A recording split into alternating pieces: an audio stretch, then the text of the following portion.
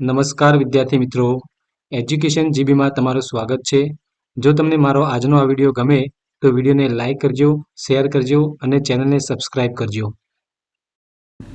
નમસ્કાર મિત્રો, આજે આપણે ધોરણ 5 સ્વાધ્યાય પોથીમાં પર્યાવરણના એકમ નંબર 6 જળ એ જ જીવન એના વિશે ચર્ચા કરીશું. તો અહીં પહેલો પ્રશ્ન છે કે નીચેનો ફકરો વાંચી તેની નીચે આપેલા પ્રશ્નોના જવાબ લખો. તો અહીંયા તળાવ વિશે જે ફકરો આપેલો છે એ ફકરો આપણે અહીંયા વાંચવાનો છે અને આ ફકરાના આધારે આપણે નીચેના પ્રશ્નોના જવાબ લખવાના છે કે આ ફકરામાં પાણીના કયા સ્ત્રોતની વાત કરવામાં આવી છે. તો આ ફકરામાં તળાવ વિશે વાત કરવામાં આવી છે. ગઢશીસળ તળાવ કેમ બનાવવામાં આવ્યો હશે? તો ગઢશીસળ તળાવ એ તળાવનું પાણી આખું વરસ વાપરી શકાય એ હેતુથી બનાવવામાં આવ્યું હશે. ત્રીજો છે કે તમારા ગામની વાવ, તળાવ કે ગામ પાસેથી પસાર થતી નદીનું નામ લખો. તો અહીંયા આપણે આજુબાજુ કોઈ પણ નદી પસાર થતી હોય તો એ નદીનું નામ આપણે અહીંયાથી લખવાનું છે. ચોથું છે તળાવ, સરોવરો કઈ રીતે ભરાતા હોય છે? તો તળાવ, સરોવર વગેરે વરસાદના પાણીથી ભરાતા હોય છે. પ્રશ્ન 2 છે કે નીચેના પ્રશ્નોના જવાબ લખો. 1. નદી પર નાનો આડબંધ બાંધીને બનાવવામાં આવતા કૃત્રિમ તળાવને કયા નામથી ઓળખવામાં આવે છે? તો એને ચેકડેમ એ નામથી ઓળખવામાં આવે છે. બીજો પ્રશ્ન છે વડીલો પાસેથી જાણો કે તમારા ગામમાં ભૂતકાળમાં જ્યાં તળાવ કે તલાવડી હતી ત્યાં આજે શું છે? તો અમારા ગામમાં ભૂતકાળમાં જ્યાં તળાવ કે તલાવડી હતી ત્યાં આજે મકાનો, મંદિરો કે પછી ત્યાં મેદાનો બની ગયા છે. ત્રીજો પ્રશ્ન છે તળાવનો ઉપયોગ પાણી સંગ્રહ માટે કરવામાં ન આવે તો ભવિષ્યમાં શું થાય? તો તળાવનો ઉપયોગ પાણીના સંગ્રહ માટે કરવામાં ના આવે તો ભવિષ્યમાં પાણીની અછત વર્તાય, પીવા માટે પાણી ન મળે, મનુષ્યો અને પશુ પંખીઓ માટે પાણી પૂરતા પ્રમાણમાં મળી રહે નહીં, ખેતી માટે પણ પાણી મળી રહે નહીં. ચોથો પ્રશ્ન છે કે તળાવમાં કઈ કઈ વનસ્પતિઓ અને જળચર જીવો જોવા મળે છે તે વડીલો પાસેથી જાણો અને લખો. તો તળાવમાં કમળ, પોયણો, લીલ, શેવાળ વગેરે જેવી વનસ્પતિઓ જોવા મળે છે તથા ડેડકા, માછલી, કાચબા, કરચલા વગેરે જેવા પ્રાણીઓ એ તળાવમાં જોવા મળે છે. ત્રીજો પ્રશ્ન છે કે વરસાદ પડે ત્યારે તેનું પાણી ક્યાં ક્યાં જાય છે તે વિગતવાર જણાવો.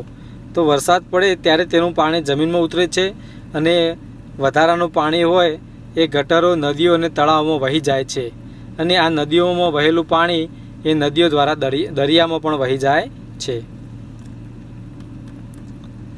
પ્રશ્ન 4 તમારા ઘરના વડીલો પાસેથી જાણીને લખો કે તેઓ પાણી કેવી રીતે મેળવતા હતા. તો પહેલાંના સમયમાં પાણી મેળવવા માટે ગામમાં કૂવો અને તળાવ હતા અને ક્યાંક ક્યાંક ગામમાં નદીઓ પણ વહેતી હતી.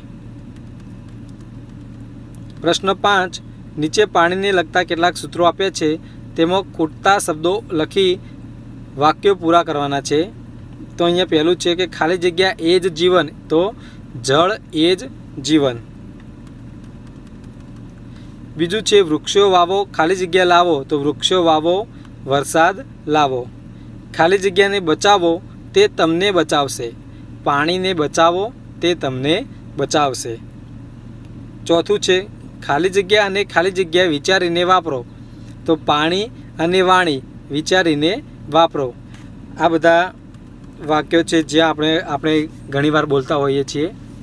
પ્રશ્ન 6 તમારા વિસ્તારમાં પાણીને લગતા કોઈ તહેવાર ઉજવાતા હોય, ગીત, મેળા, ઉત્સવ કે સામાજિક રિવાજ હોય તો તેના વિશે લખો. તો ઘણા એવા ગામડા હોય છે કે જ્યાં આ પ્રમાણેના ઉત્સવો ઉજવાતા હોય છે.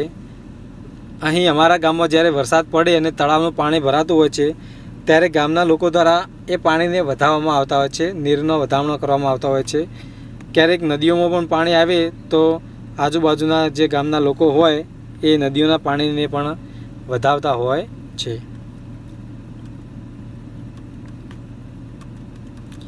પ્રશ્ન 7 છે કે નીચે આપેલા યંત્રોના નામ લખો. તે પૈકી પાણી ઉલેચવાના તમે જોયેલા યંત્રો વિશે વર્ગમાં ચર્ચા કરો અને બાકી રહેતા સાધનો વિશે શિક્ષક કે વડીલ પાસેથી જાણકારી મેળવો. તો અહીંયા જે ચિત્રો આપેલા છે હેન્ડપંપ, ગરગડી, મોનોબ્લોક મશીન, ડાંગો, સબમર્સિબલ પંપ, કોસ, ઇલેક્ટ્રિક મોટર, પવનચક્કી અને જનરેટર પંપ. પ્રશ્ન 8 કે પહેલાંના જમાનામાં વટેમાર્ગુ કે મુસાફરો માટે પીવાના પાણીની શું વ્યવસ્થા હતી અને અત્યારે શું વ્યવસ્થા છે તે જાણીને લખો. તો અહીંયા પહેલાંના જમાનામાં અને અત્યારના જમાનામાં જે પાણીની વ્યવસ્થા હતી એના ચિત્રો અહીંયા આપ્યા છે.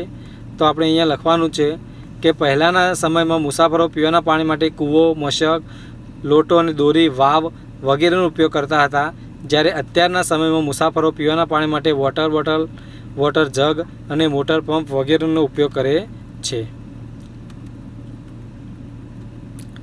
જો મિત્રો તમને આ વિડીયો ગમ્યો હોય તો વિડીયોને લાઇક કરજો, શેર કરજો અને ચેનલને સબસ્ક્રાઈબ કરજો.